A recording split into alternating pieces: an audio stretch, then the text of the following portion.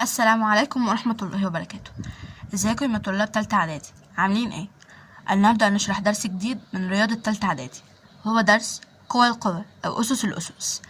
الدرس ده بسيط جدا وهنفهمه وهنشرحه بطريقة سهلة وبدون تعقيد. تابعوا معايا الفيديو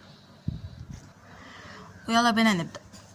لو على سبيل المثال اداني مسألة شبه كده وقال لي حلها، طبعا كله هيجري يعملها على حسبه، بس ده غلط. هو عايز مني خطوات، يعني لازم ان المسألة اللي محلها اكتب خطوات واطلع الناتج في الاخر. فالحاجة اللي هعملها ان هضرب الأس ده في الأس ده، وده الخطوات بالظبط. نعمل 3 أس 2 في 4، اللي هي 3 أس 8. طبعا في الحالة دي هستخدم الآلة الحاسبة بقى.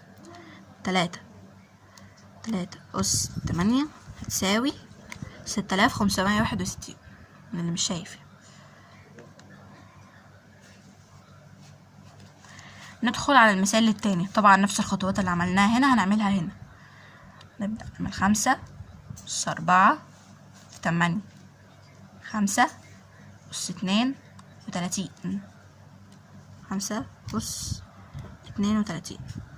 طبعا لو اداني أرقام طويلة شبه كده هناخد أول جزء وأضربه في 10 أس 22 في 10 أس 22، اللي هي آخر حاجة تظهرلي عند الآلة الحاسبة، تساوي 2.32 في 10 أس 22.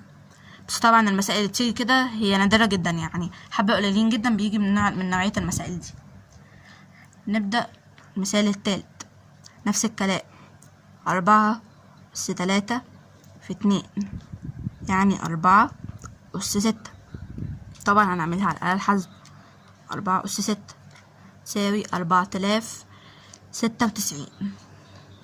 4096. لو اداني بقى مسألة من النوعية دي اللي هي بيبقى فيها أس وشرطة كسر، أحلها ازاي؟ طبعا على ما أظن إن معظمنا فاكر إن احنا واخدين في تانية إعدادي إن في الضرب بنجمع الأسس وفي القسمة بنطرح الأسس، بمعنى إن في الضرب مثلا نعتبر إن مفيش مقام. في الضرب زي كده هنجمع 5 مع -6، وفي القسمة نعتبر مثلا كده اهو هنطرح -6 من -9 كده. يعني دي قاعدة كنا واخدينها في تانية إعدادي. فاحنا بقى ازاي هنحل المسألة؟ هنقسمها لجزئين، هنا 9 و9 نكتب 9، شرطة الكسر 9 و9 نكتب 9.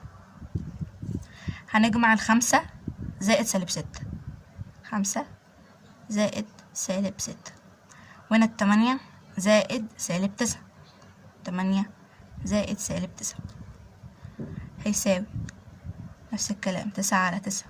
نعملها بالآلة الحاسبة. 5 زائد -6 هيدينا -1، يعني 9 أس -1.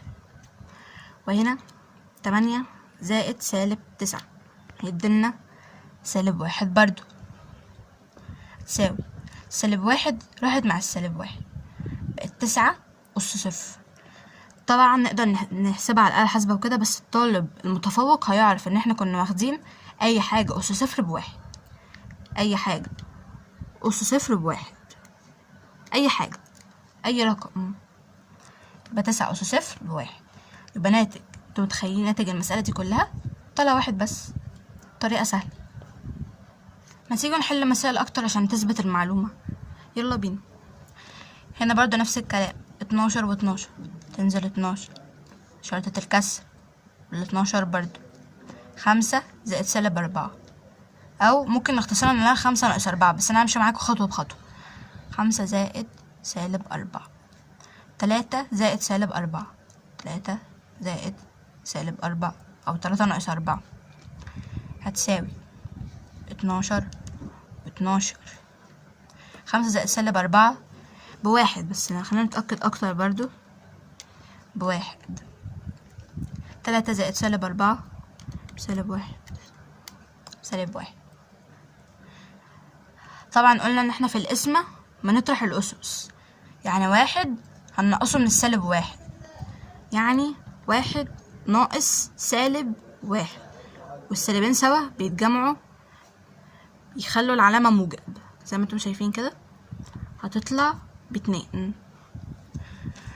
يعني طبعا 12 ده تبقى واحدة، 12 أس 2 هي المفروض انها ب144 تقريبا، ب144 ده الناتج. تعالوا نحله كمان واحدة. هنا برضو نفس الكلام، 7 هننزل 7 على 7 و7، ننزل 7 برضو، نجمع -2 مع 4، -2 زائد 4، -4 زائد 6، -4 زائد 6 هتساوي 7 شرطة الكسر 7 برضو، -2 زائد 4 هتساوي 2، -4 زائد 6 تساوي 2 برضو، الاتنين هتروح مع الاتنين هتساوي 7 أس 0. ولسه قايلين أي حاجة أس 0 بواحد. ممكن نتأكد برضو للناس اللي هي بتحب تتأكد وكده، بواحد يا جماعة، بواحد ده الناتج. تعالى نحل كمان واحدة، ثبت المعلومة وكده. 3 و3 تنزل 3 شرطة الكسر بقت 3، -5 زائد 4 أو 4 ناقص 5 عادي جدا، 6 زائد -5 هتساوي 3 شرطة كسر 3. نجمع الحاجات دي، -5 زائد 4 هتطلع -1، 6 زائد -5 تطلع بواحد برضو، لا تطلع بواحد، ده -1. زي ما قلنا في القسمة بنطرح الأسس، يعني -1 -1 ننقص منها واحد، يعني تطلع -2، 3 أس -2. طبعا نعمله ايه في الحالة دي؟ ان الأس يكون سالب وكده. هنعمل ايه؟ شرطة كسر 1 فوق وننزل 3، بس المرة دي أس 2، الأس بيكون موجب. طبعا 3 أس 2 هتساوي 9، يعني 1 على 9، ده الجواب النهائي. تعالوا برضه نحل المسألتين دول، يعني نفس الكلام. 6 نضرب الأسين تبقى 2 في 3 هتساوي 6 أس 6. هنعملها على الآلة الحاسبة، تساوي 46,656. محدش يتفاجئ لو لقى الرقم معاه طلع، يعني طلع الرقم كبير، يعني لا عادي، مسائل أغلبيتها أصلا بتطلع أرقام كبيرة وكده، فمحدش يتخض لو جات له مسألة شبه كده يعني. وإن شاء الله هنقابل مسائل تانية كتير بتتكلم عن كده. 4 هنا برضو قلبنا الأسين، 4 في 8 32.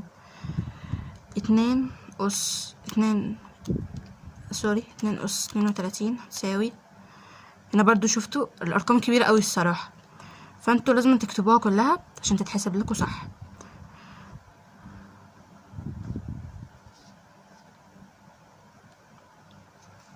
كده وكده وصلنا لفقرة سؤال التميز. السؤال ده اللي بيفرق أو بيميز الطالب الذكي عن العبقري.